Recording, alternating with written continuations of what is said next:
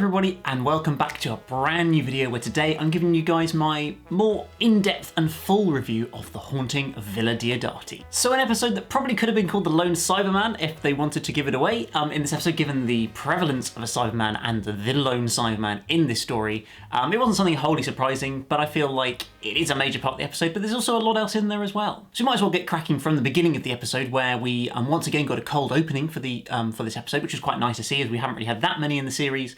And Chris obviously said before the series that we would be getting some, but then we kind of went from episode 1 having one to then nothing until episode 7 and then 2 in a row. So yeah, it was nice to have that again, just immediately establishing the setting of Lake Geneva in 1816 and establishing Mary Shelley as a character, Lord Byron, Dr. Polidori even. I always get the name mixed up, apologies. And establishing all these main characters in this episode straight away, setting up the haunted house and just generally haunting and scary vibe. And then just the fun moment where, of course, the Doctor and co are revealed in screams. Though one very tiny thing that I must comment on that people commented on last week when I was talking about the cold opening was how the way the opening titles go now, they don't actually work that well for the cold open, because there's not really any sort of sting on the start of the titles. It's quite a kind of low, bassy, understated first few notes. It means that there's not really a very big oomph into the titles off the back of a dramatic moment in a cold opening. So I don't know how well it works. I kind of feel like they need to try and kind of tweak that beginning of the theme and add the sting back in to maybe be able to get a better run into the titles. I don't know, maybe that's just something to think about for Series 13, but it's obviously not a particularly important thing. So once the Doctor and co arrive, initially it seems like they've just kind of waltzed up there because why not? It's a nice place to visit and meet these famous people. We get some, I don't think particularly badly done exposition early on when we get this sort of moment where they're all dancing around to the piano music and kind of we get a few explanations of who each person is, what their relation is to other characters or real life figures even, I should say. And I felt like that was effectively done because although I'd read up a little bit, it was good to just be reminded and established of what was going on there straight away. The notable absence of Percy Shelley, who was supposed to be there and historically is there but isn't in this episode, and that instant mystery there that we get thrown into is quite intriguing, I think. So I felt like, yeah, given that sometimes in the Chibnall era the exposition can be a little bit challenging and it's just kind of an info dump of what's been happening or what is going on or whatever, this felt like it was reasonably well interweaved into the story and kind of got it out of the way, but in a reasonably interesting way, and just giving us that little, this is this person, that's that person, simple as that. From there, of course, it starts getting more interesting when we sort of realise that this house is rather more mysterious than we first see. The Doctor just senses that it has some evil or some mysterious qualities to it. And then that, of course, gets developed into seeing this skeleton hand moving around and trying to strangle Ryan, which at the time is very mysterious and you really don't know what's going on at all. And I think it's a really cool idea as well, just possessing a hand that's running around. And obviously it kind of riffs off vibes of some previous episodes, but I still think it works quite effectively in this story. And the other major idea they use is this whole thing about these rooms where you're not seeing the real rooms. It's like you're sort of in a dream, basically, where other rooms are creating themselves. You're getting trapped in the same room because you can't.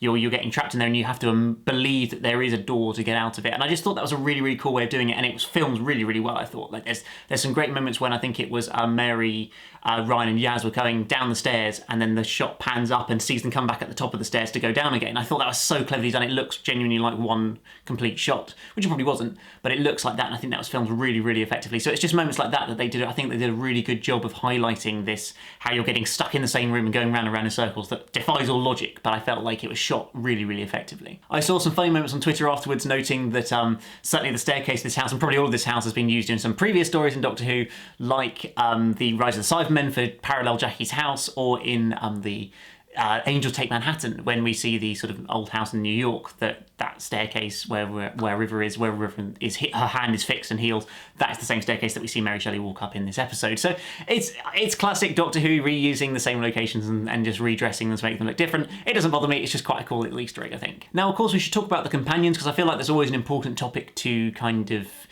get stuck into in each episode, because it can be so varying in the amount of use that each of the companions get in each story.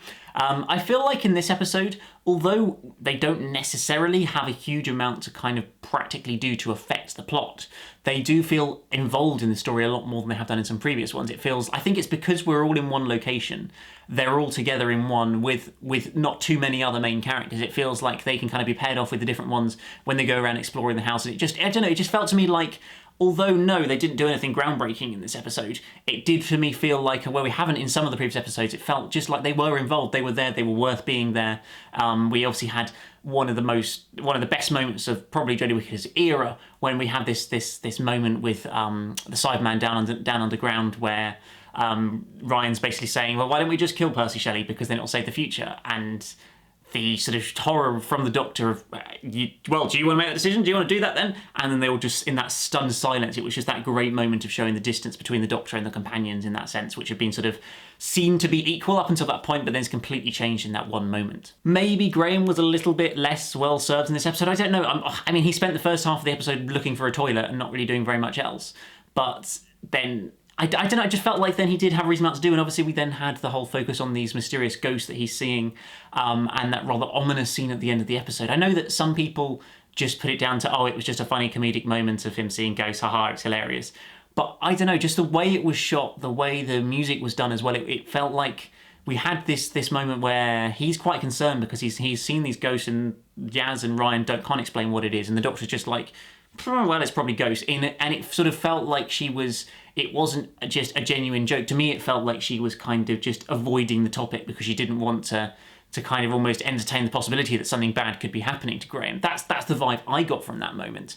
And then there's a very long, lingering shot of Graham looking rather concerned there, which I don't feel like you'd keep in if it was a comedic moment. He'd just turn his face to a smile and have a little chuckle. Oh yeah, it's probably just ghosts. But he doesn't do that. There's this long, pensive look. The music's very ominous in that moment. Just for me, given the things that we had in Can You Hear Me, where he dreams that he gets cancer back, I just get the impression that something bad is going to happen to him. Maybe it'll be cancer. I know some people I saw on Twitter, the rumour that it could be a brain tumour, because a brain tumour in certain areas can cause you to see hallucinations, which would explain why Graham's seen these ghosts, because I think the ghosts themselves, there don't seem to be anything particularly significant about them. Watching it again, I still don't quite understand why Graham automatically assumed they were dead people. Because there didn't seem to be any logical... I know the idea is there's no one else in the house, so they'd have to be, but I don't know why the moment he didn't just say, I'm seeing mysterious figures, he said, I'm seeing dead people. That seemed a weird way to put it. I don't know, maybe it's just me, but I thought it was. So, yeah, I feel like something bad is going to happen for Graham. Whether he gets through the finale or the special, who knows, but... yeah, I just can't see that that's just going to be left as a silly little joke at the end of the episode that's going to mean nothing. For me, in Doctor Who, and with a moment like that, it just feels like that's important. So up till sort of the midpoint of the story, it's going along fairly nicely. It feels like, for me, I noticed the story, at least in the first half, feels a lot more focused on Lord Byron than it does on Mary Shelley herself. I think this episode isn't really massively billed as like a Mary Shelley is the historical figure type episode. It very much is we're going to this time period where there's these various different historical figures in. And yeah, for me, it feels like Lord Byron is more of a dominant screen presence and has more to do in at least the first half of the story. I think in the second half, when we see Mary confronting the Cyberman and that sort of area of it, I think she sort of gets a little bit more involved in the story then. But I do think early on that it's much more focused on Lord Byron. But it's also quite cool to have that link to Ada Lovelace as well, that we of course saw in Spyfall Part 2 back at the beginning of the series, in that we're now meeting her dad in an episode when he was younger as well, which I don't know, it's just a little tiny thing, but it's just quite a cool link to a previous episode, I think. And so then of course we hit the midway point of the story. Mr. Shelley is missing, and we don't know quite what's going on. There's this mysterious ghost that's moving around the house, and then there's this mysterious sort of bright light figure outside the house, and what could it possibly be? Of course, it's the lone Cyberman. Just as I say, I said yesterday, and I've watched it again and still think this is one of the best Cybermen reveals, I think, although it isn't particularly surprising because I kind of expected it to happen. Well, I wasn't sure ultimately whether a Cyberman would just turn up in the last couple of minutes of the episode to lead into into episode 9, or whether it would be a significant part of this story. But as soon as it started sort of shifting into focus or in and out in time, so we suddenly started to see that figure appear, it was just, I just thought it was such a brilliant way to introduce it and give it an immediate sort of threat, storming towards the door, this mysterious, different-looking Cyberman. What could it possibly be? Of course, the lone Cyberman as well. It really clicked for me in that moment. The music was really kind of rousing and aggressive and dark and deep and heavy in that moment to really give you this idea that this is a serious, ominous threat.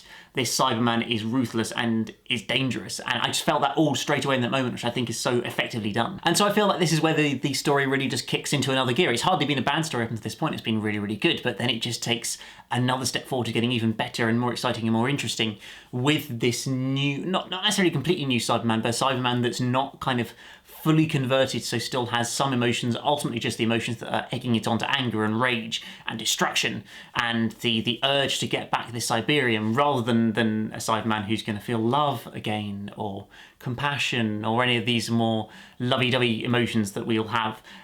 They're all gone. They've been taken away a long time ago, but he hasn't quite lost everything except the anger. And I think that's what makes this Cyberman so dangerous and ruthless, both in the story and I think what we got to expect from episodes 9 and 10, when it seems this lone Cyberman is a significant part of the story.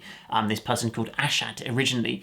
And it was nice to have that moment where this is a Cyberman who can still fully remember who they were, because they are still part human. Well, not necessarily part human, but to an extent human and humanoid. And so they can remember there used to be this humanoid person called Ashad, and have become upgraded into this cyber being. And I think this episode is actually pretty dark in places with this Cyberman, when it's got some moments that I almost felt like would be better suited in Torchwood or After the Watershed than in a Doctor Who episode airing at 7 o'clock in the evening on a Sunday evening. It sort of these moments where you see the Cyberman walk up to the woman who's trapped in the sort of box with the baby, and she's screaming, and then suddenly she just stops. I think the implication is either she's been strangled to death or her neck's been snapped or something like that. Like, that's pretty brutal to start off with.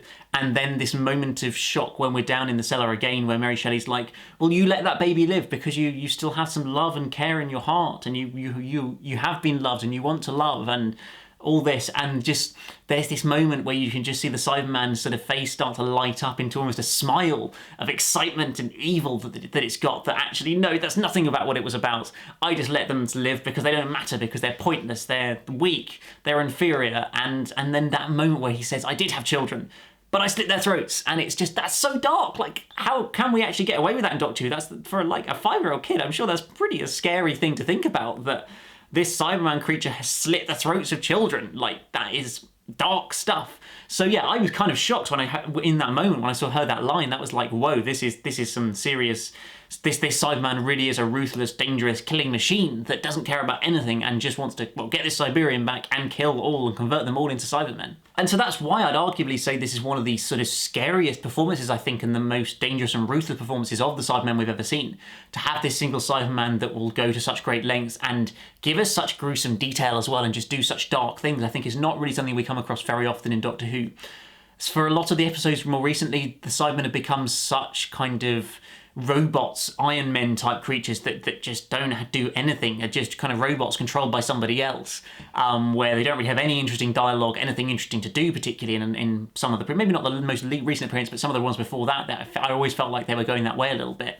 And so to just give us this new take on this Cyberman, who isn't fully converted, so can almost have more human dialogue with the Doctor and with Mary Shelley and with the various characters in this episode, I think works so effectively and to the strength of the story to be able to portray how dark and evil these creatures can really be. We then find out that the whole point of this Cyberman being here is to try and find this thing called Cyberium, which I didn't get it completely wrong yesterday, but kind of listening to the explanation again, it's an AI that kind of contains all of the information about Cybermen's strategy and Cybermen's victories over the years, which has essentially been stolen from the Cybermen in the future. It's the thing that Jack described when he said that there was something that's been sent back in time by the Alliance. We don't know who the Alliance are, but it's the Alliance have sent this Cyberium back in time to try and stop the Cyber War, to stop the creation of the Cybermen, to stop everything coming into being, and this lone Cyberman wants to get it back, basically, I think, to be able to use it to create even more havoc and win, ultimately, this massive cyber war that's going on in the far future. I think that's the whole idea behind it, and why this Cyberman is so desperate to get it back. And I think these latter scenes are where Jodie's Doctor gets to truly thrive as a character in this episode.